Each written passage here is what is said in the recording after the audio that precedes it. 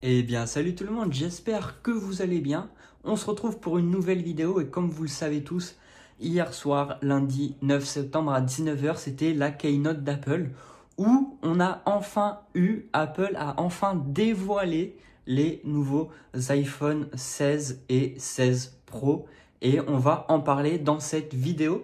Alors, il n'y a pas eu que ça, hein. Il y a eu les nouveaux AirPods, Apple Watch et je ne sais plus quoi d'autre. Mais c'est pas dans cette vidéo-là que on va en parler. Je dédierai ça à une autre vidéo. Évidemment, il y a eu des rumeurs qui ont été vraies, d'autres rumeurs qui sont fausses. On va voir tout ça ensemble, mais croyez-moi, vous allez être déçus. Je suis déçu le premier. Et cette année, pour le coup, et c'est la première fois que je dis ça, ça vaut vraiment pas le coup de se précipiter pour aller acheter l'iPhone 16.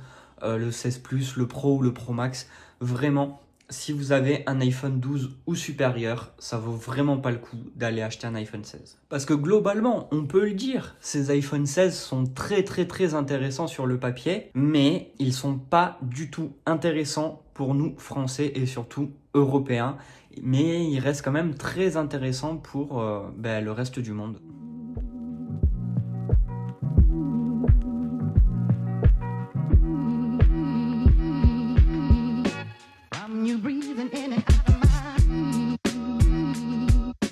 Commençons. Apple nous a sorti 5 nouvelles couleurs pour ses iPhone 16. Donc on aura le droit à du blanc, du noir, du rose, du vert et du bleu. Et pour ce qui est des nouvelles couleurs sur les iPhone Pro, c'est pas compliqué, elles ne changent pas.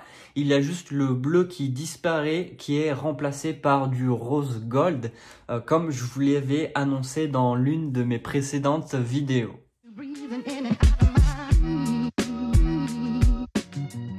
La taille des iPhone 16, c'est pareil, ça change pas tellement. On est pareil que sur les iPhone 15, on reste sur du 6,1 pouces et du 6,7 pouces pour les modèles 16 et 16 Plus pour le coup. Et on passe sur du 6,3 pouces pour les modèles Pro et Pro Max. On passe sur du 6,9 pouces. Donc ça, c'est vraiment cool puisque Apple a réussi à augmenter la taille de ses écrans sans augmenter l'iPhone en lui-même et sans augmenter le poids. Donc ça, c'est vraiment cool.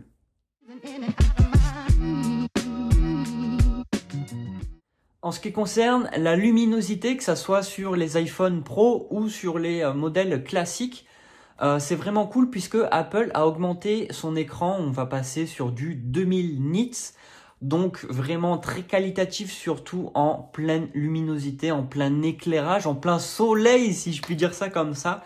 Donc plus besoin de galérer entre guillemets, bien sûr je mets des gros guillemets là-dessus, pour utiliser son téléphone.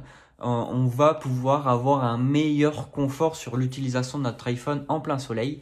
Et à contrario, l'iPhone va pouvoir passer sur du 1 nit. On va le mettre au singulier tant qu'à faire, en faible luminosité ou carrément dans le noir. Ça évitera vraiment qu'on se pète les yeux, hein. Et c'est tout nouveau. Aucun autre iPhone le fait. C'est tout nouveau sur les iPhone 16. Pour la batterie, Apple n'a pas encore communiqué là-dessus. Enfin, ils ont juste dit du coup que l'autonomie serait largement meilleure et largement supérieure au modèle précédent.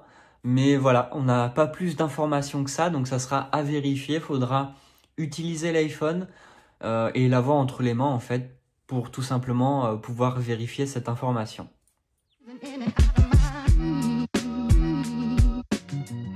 Le bouton Action arrive enfin sur les iPhone 16 et 16 Pro, donc plus de jaloux.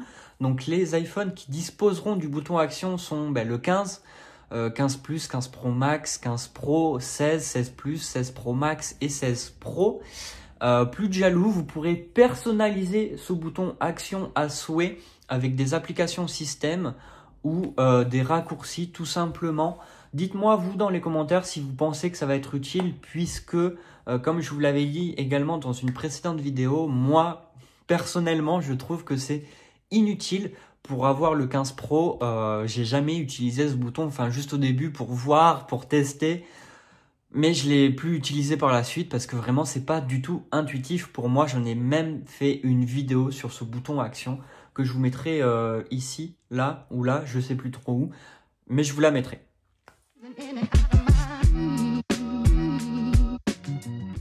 On aura un deuxième bouton qui fera son apparition, c'est le bouton de l'appareil photo qui sera situé sur la tranche inférieure droite. Donc plutôt pas mal, un bouton dédié directement pour utiliser l'appareil photo, plus besoin d'ouvrir son iPhone, d'aller dans l'appareil photo, etc.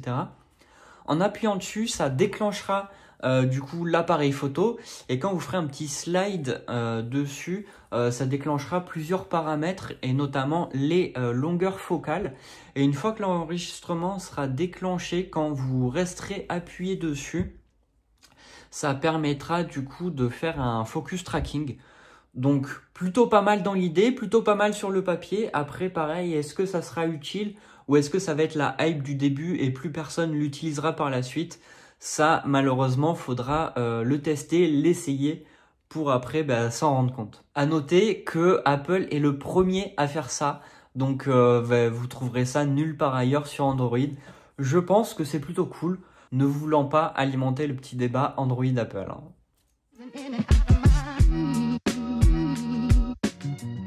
En ce qui concerne l'appareil photo de l'iPhone 16, c'est plutôt pas mal puisqu'on gagne en appareil photo sur le capteur principal, on passe à 48 millions de pixels et pour l'ultra grand angle, c'est un 12 millions de pixels mais qui gagne l'autofocus.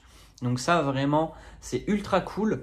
Vous voyez que la disposition des appareils photo a encore changé, on revient un peu sur l'iPhone 10, mais ça sera du coup pour les utiliser avec le fameux casque d'Apple, le Vision Pro.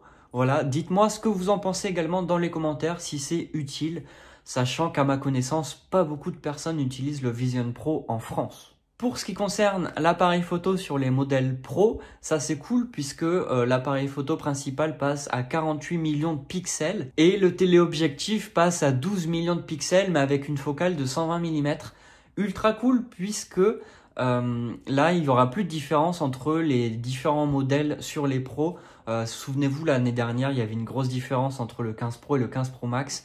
Là c'est fini, vous n'êtes plus obligé de prendre le plus gros, le plus cher pour avoir le meilleur appareil photo, donc plus de jaloux. Pour ce qui est de la vidéo, on pourra filmer en 4K 120 images par seconde, en log et en ProRes, tout combiné, donc ça va être vraiment hyper cool.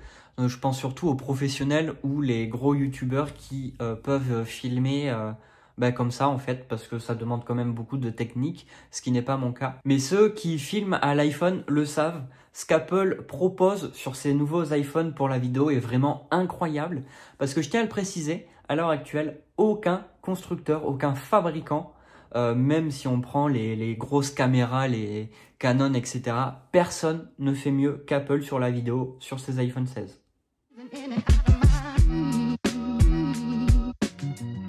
Pour le stockage, il y avait énormément de rumeurs là-dessus. Figurez-vous qu'elles s'avèrent toutes fausses. On disait que Apple augmenterait le stockage et qu'on pourrait passer à du 2 Tera de stockage sur les iPhones. Eh bien, c'est faux. On va rester, comme l'année dernière, à du 1 Tera de stockage qui est largement suffisant pour moi, même pour, je pense, l'utilisation lambda d'un utilisateur. Par contre, le Wi-Fi augmente, on passera sur du Wi-Fi 7. Donc, c'est plutôt pas mal en soi. Faudrait juste que la plupart des appareils aient le Wi-Fi 7, ce qui n'est pas le cas. On est sur du Wi-Fi 6E pour les iPhone 15 et 15 Pro, ce qui est déjà amplement suffisant, puisque pareil, sur la plupart des appareils connectés, le Wi-Fi 7 et même le Wi-Fi 6E n'existent pas. C'est bien de les avoir. Est-ce que c'est nécessaire? Je ne pense pas.